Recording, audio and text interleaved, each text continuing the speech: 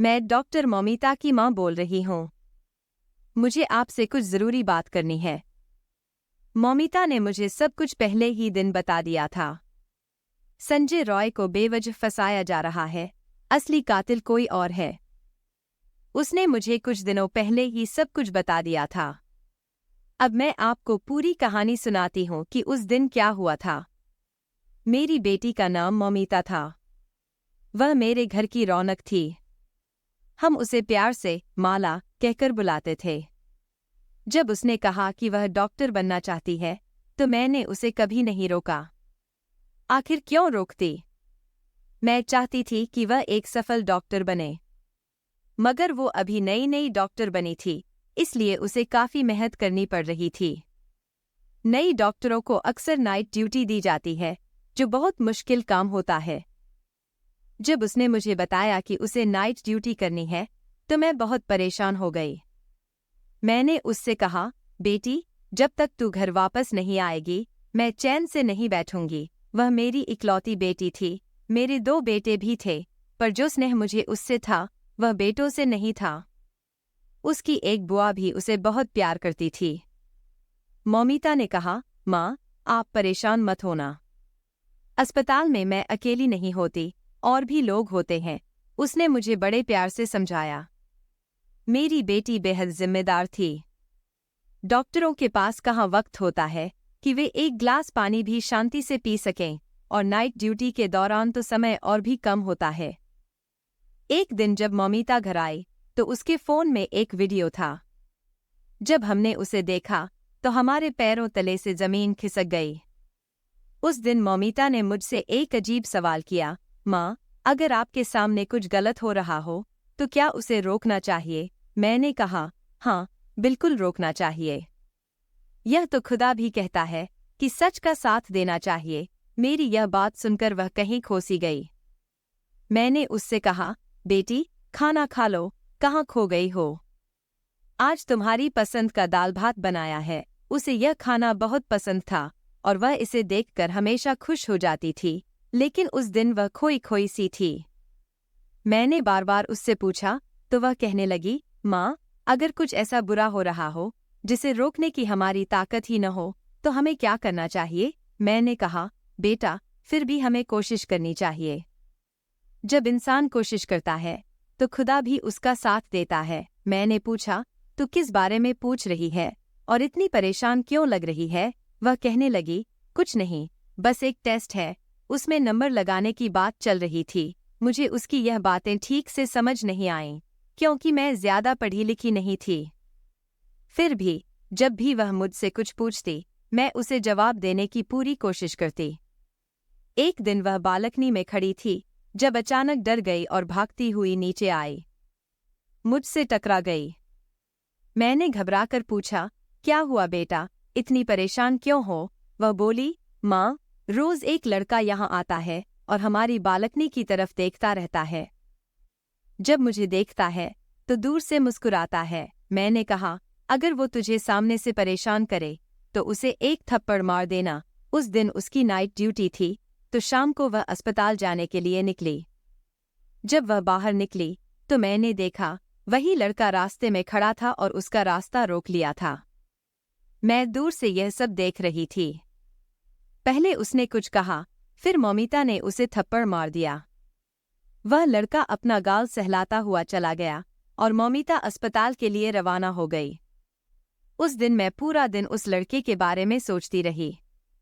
शाम को जब मौमिता घर आई, तो मैंने उससे पूछा, वो लड़का क्या कह रहा था? वह बोली, माँ, वो बुरा लड़का नहीं है। मैंने हैरानी से कहा, अगर वो बुरा नहीं है, तो फिर तूने उसे थप्पड़ क्यों मारा?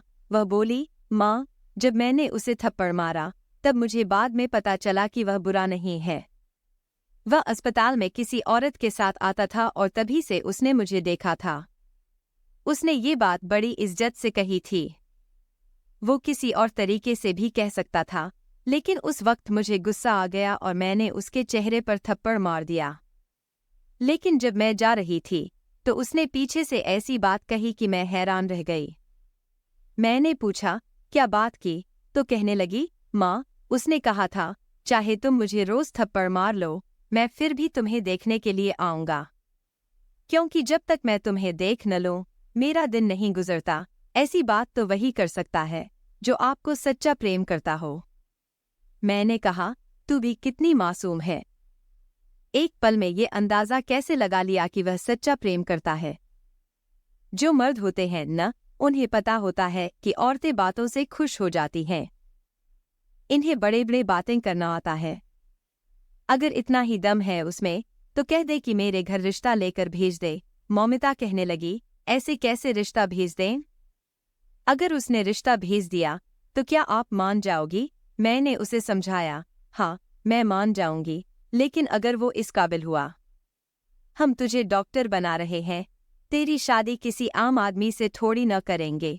अब मौमिता जब भी वहां से गुजरती वह लड़का पहले से ही खड़ा होता था।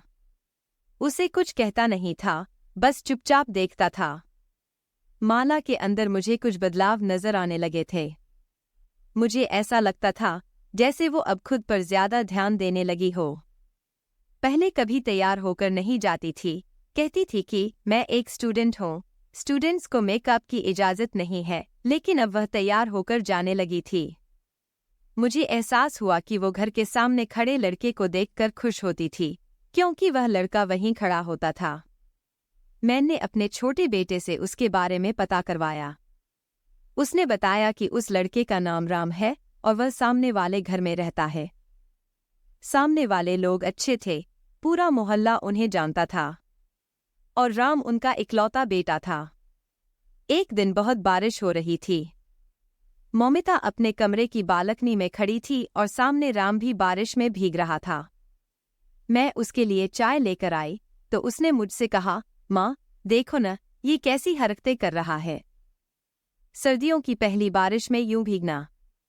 मैं भी हैरान हुई, लेकिन मैंने उसे समझाया, तू इतना क्यों सोच रही है? ये उसकी अपनी मर्जी की बात है।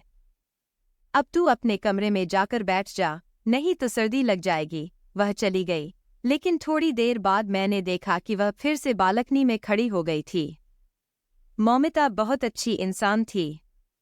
कई लोग उससे शादी करना चाहते थे, लेकिन मैंने हमेशा यही चाहा कि उसका जीवन साथी ऐसा हो जो उससे सच्चा प्रेम करे, उसे हमसे दूर न ले जाए, बल्कि उसका साथ दे और उसकी कद्र करे। फिर एक दिन मौमिता ने मुझसे कहा, माँ मुझे आपसे एक बहुत ज़रूरी बात करनी है, जो मेरे भविष्य और जीवन साथी के बारे में है। मैंने कहा, हाँ बेटा बोल, क्या बात करनी है? मुझे समझ आ रहा था कि वह क्या कहने वाली है। शायद राम ने उसके दिल में जगह बना ली थी। मुझे यकीन हो गया था कि वह मुझे ये कहने वाली है कि राम के घर वाले रिश्ता लेकर आएंगे तो आप बात कर लेना। लेकिन उससे पहले उसने मुझसे कहा, माँ मेरे दिल में जो जगह आपकी, पापा की और भाइयों की है वो किसी और की नहीं हो सकती। वह आगे कुछ कहने ही वाली थी कि इतने में अस्पताल से कॉल आ गया।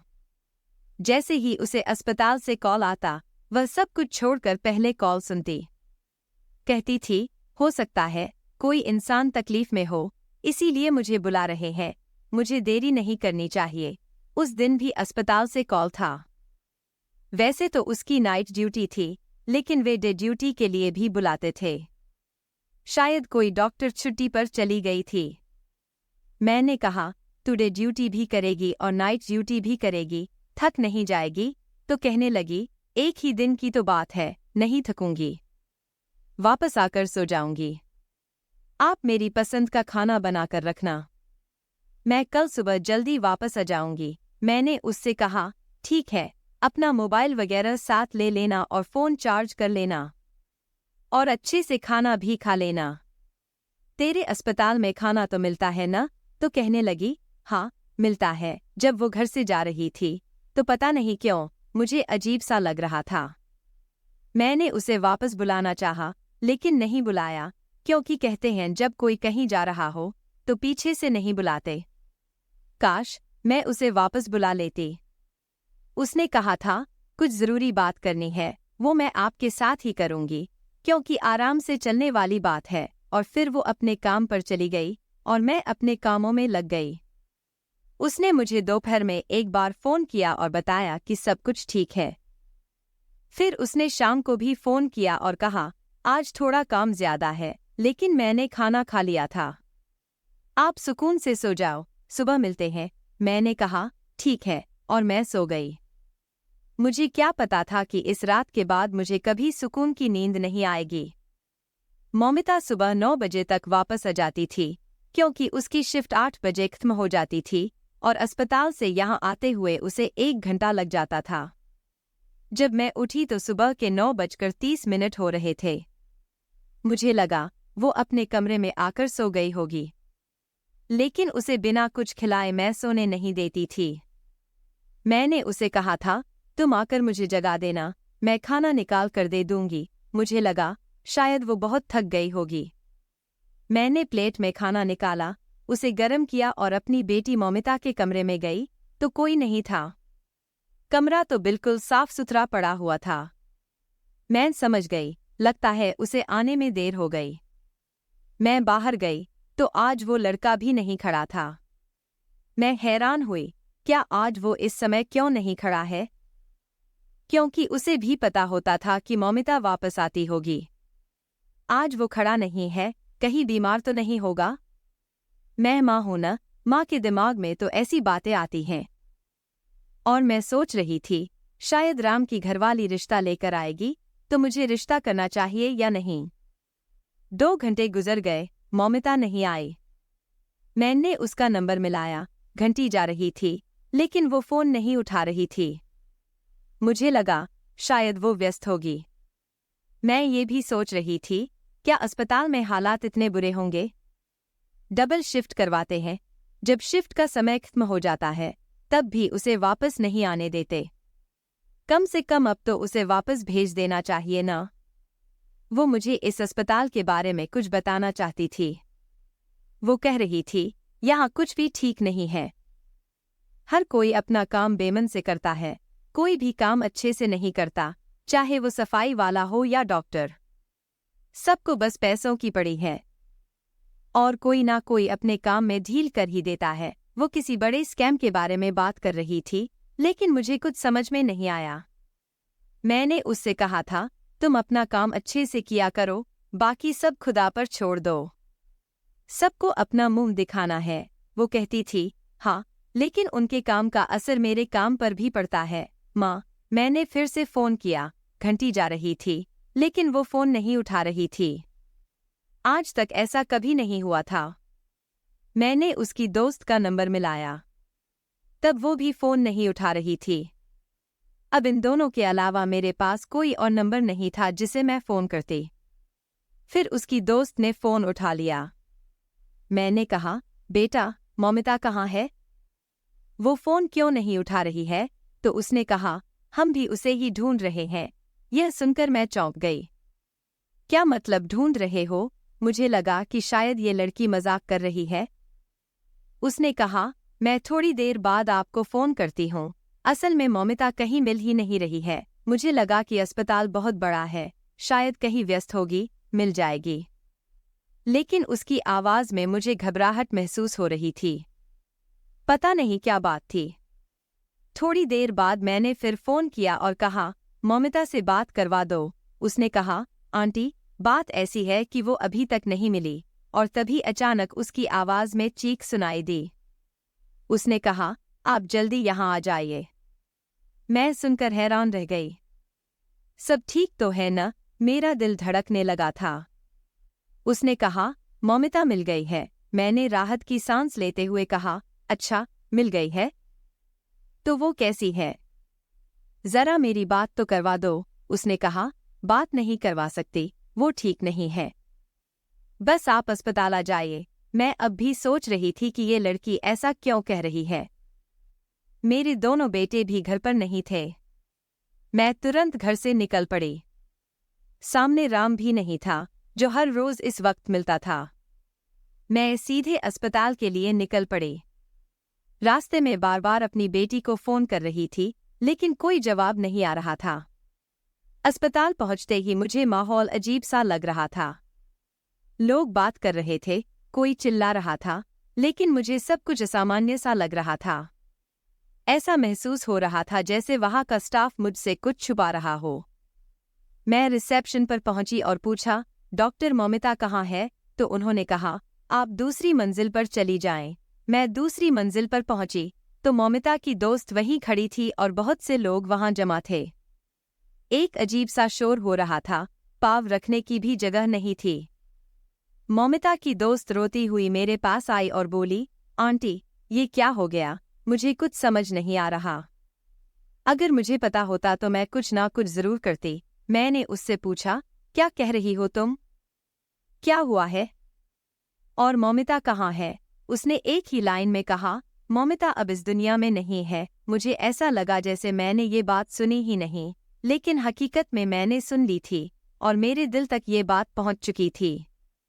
उसी समय एक आदमी आया और बोला, आप है डॉक्टर मौमिता की माँ? उसने कहा, उनके साथ बहुत बुरा हुआ है, और फिर मुझे वो बातें बताने लगा जो कोई भी माँ अपनी बेटी के बारे में कभी सुनना नहीं चाहती। दुनिया की कोई भी माँ ऐसी बातें नहीं सुन सकती। जब उसने कहा 20 लोग थे, तो मैंने हैरानी से उसकी तरफ देखा। क्या कह रहे हो? मैंने उससे पूछा। लेकिन अब मुझे समझ में आ गया था कि यहाँ कुछ बहुत बड़ा अनर्थ हुआ है। मेरी मौमिता बहुत बुरी हालत में थी। मुझे उसकी एक झलक दूर से दिखाई गई और फिर मुझे वहां से हटा दिया गया। उसके बाद उसकी बॉडी को पोस्टमार्टम के लिए ले जाया गया। मेरी हालत इतनी बुरी हो गई थी कि मैं चीखने लगी। मौमिता की दोस्त ने मुझे संभालने की कोशिश की, लेकिन मेरे चीखने की आवाज़ पूरे अस्पताल में गूंज रही थी। उसकी सहेली ने बताया कि वे उसे पूरी रात ढूंढते रहे और फिर वो उन्हें एक अंधेरे कोने में इस हालत में मिली कि लगता था कि उसके साथ यह सब 20 लोगों ने किया था। लेकिन वो कौन थे, कहाँ से आए थे, ये किसी को नहीं पता। अस्पताल वालों ने हमें बहुत तंग किया, बार बार परेशान किया। वे हमें उसकी बॉडी नहीं दे रहे थे। कभी कह रहे थे, आपकी बेटी ने शायद अपने दोस्तों को बुलाया था। कभी कह रहे थे, एक दोस्त नहीं था, बल्कि 4-5 दोस्त थे। कभी कुछ और बहाने बना रहे थे, कभी कुछ और बातें कर रहे थे। हमें बिल्कुल समझ नहीं आ रहा था कि आखिर ये हुआ क्या है और लोग किस बारे में बात कर रहे हैं। आज सारा देश मेरी बेटी के लिए खड़ा है, सब उसकी तरफ से इंसाफ मांग रहे हैं। लेकिन हमारे पास ऐसा कोई भी सबूत नहीं था जिससे हमें ये पता चलता कि आखिर हुआ क्या था। अस्पताल वालों ने जो रिपोर्ट जारी की थी, उसमें लिखा था कि डॉक्टर ने आत्महत्या कर ली है, लेकिन माला कभी ऐसा नहीं कर सकती थी। वो तो मुझे कुछ बताना चाहती थी। घर से हंसते हुए निकली थी, उसकी आंखों में ढेर सारे सपने थे। तो फिर वो आत्महत्या कैसे कर सकती थी? हमने अस्पताल वालों से कहा, माला का फ़ोन और उसका बैग हमें दे दीजिए। उन्होंने हमें सब कुछ वापस कर दिया, पर मोबाइल नहीं दिया। हम हैरान हुए कि फ़ोन क्यों नहीं दिया गया। कहने लगे, ये सबूत के तौर पर हमारे पास रहेगा, लेकिन अगर उसने आत्महत्या की थी तो फिर सबूत किसको दिखाना था? हमने बहुत कोशिश की कि काश फ़ोन मिल जाता, क्योंकि उसी से हमें पता चलता कि उसकी ज़िंदगी में क्या चल रहा था। लेकिन उन्होंने हमें फ़ोन नहीं दिया। 3 दिन गुजर गए और मैंने राम को भी नहीं देखा था। क्या उसे पता नहीं था कि माला के साथ क्या हुआ था? वो तो इस दुनिया से जा चुकी थी, ये बात पूरे देश में फैल चुकी थी। तो फिर उसे क्यों नहीं पता था? मेरी जवान बेटी, जिसे मैंने मुश्किल से डॉक्टर बनाया और वो इस दुनिया से चली गई। मुझे ये जानना है कि वो कैसे गई। मुझे रातों को नींद नहीं आती थी, मैं पूरी रात रोती रहती थी। सब लोग इंसाफ मांग रहे थे, लेकिन जो मेरे साथ हुआ, वो कभी ठीक नहीं हो सकता। मेरी बेटी तो कभी वापस नहीं आ सकती। वो हमारे घर की लक्ष्मी थी। अब वो इस दुनिया से चली गई है, उसे अब कभी वापस नहीं आना। 1 हफ्ते बाद माला की दोस्त अचानक मेरे घर आई। उसने कहा, मुझे माला की तरफ से एक वीडियो मिली है। शायद माला ने मुझसे ये वीडियो तब भेजी होगी जब वो मुझसे बात करना चाहती थी, लेकिन मैं भी नहीं देख पाई थी। मैं बहुत ज्यादा व्यस्त हो गई थी और डर भी गई थी, क्योंकि मुझे भी धमकाया गया था। अस्पताल के सारे स्टाफ को धमकाया गया था कि अगर किसी ने कुछ कहा तो अंजाम बुरा होगा। मेरे पास माला की आखिरी वीडियो है, इसके अलावा हमारे पास उसकी कोई याद नहीं है। मैंने सोचा कि आपको ये बताना जरूरी है। हमने तुरंत वीडियो को टीवी से जोड़ा ताकि सभी लोग उसे देख सकें। सभी माला को देखना चाहते थे। जब वीडियो देखी तो हम हैरान रह गए। ऐसा लग रहा था जैसे ये वीडियो उस वक्त की है जब वहां से सब लोग चले गए थे। ये वीडियो उस वक्त की थी जब वो जिंदा थी और उसने अपने दोस्त को ये वीडियो भेजी थी। उसके बाद उसने अपने मोबाइल से इस वीडियो को डिलीट कर दिया था। वीडियो में साफ दिख रहा था कि वो बहुत ज्यादा दर्द में थी। वो कह रही थी, अस्पताल वाले बहुत बुरा कर रहे हैं। मुझे सब पता चल गया है, इसलिए उन्होंने मेरे साथ ये सब किया ताकि मुझे चुप कराया जा सके। मरीजों के साथ अच्छा नहीं हो रहा है। अस्पताल में बहुत सारे बुरे काम हो रहे हैं। थोड़ी और जानकारी देने के बाद उसने कहा, माँ, मुझे माफ कर देना और राम से भी कहना कि मुझे माफ कर दे। मैंने उससे शादी का वादा किया था और मैं तुमसे यही सब बात करने वाली थी। लेकिन अब मैं जिंदा नहीं बच पाऊंगी। कोई मुझे नहीं बचा सकेगा। वो अपने भाइयों का नाम लेने लगी और कहने लगी, परेशान मत होना, तुम लोग अपना ख्याल रखना। आखिर में उसने कहा, मैं तुमसे बहुत प्यार करती हूँ। तुम सब मेरे लिए बहुत खास हो। मैं जहां भी रहूंगी तुम सबको याद करती रहूंगी। मेरे लिए उदास मत होना। एक हफ्ते बाद पता चला कि राम ने भी आत्महत्या कर ली थी। जब उसे माला के साथ हुए अन्याय का पता चला तो उसने भी जहर खाकर अपनी जान दे दी। अब इस बात को 1 महीना होने वाला है, लेकिन असली मुजरिमों तक कोई नहीं पहुंच पाया। माला ने बस मुझे यही बताया था कि अस्पताल के बड़े बड़े डॉक्टर और स्टाफ हमें चुप कराने की कोशिश कर रहे हैं। वो कुछ गलत काम कर रहे हैं। आज सब लोग अपनी अपनी बातें कर रहे हैं, अपनी अपनी कहानियां सुना रहे हैं। बहुत से लोग मेरे पास आए, मुझे तसल्ली दी, कहा सब ठीक हो जाएगा। लेकिन मुझे कुछ भी ठीक होता हुआ दिखाई नहीं दे रहा है। दिन पर दिन गुजरते जा रहे हैं और वो लोग इस सब के जिम्मेदार हैं। आप लोगों को क्या लगता है कि माला को इंसाफ मिल पाएगा? कमेंट में जरूर बताना ताकि आपकी राय मुझ तक पहुंच सके।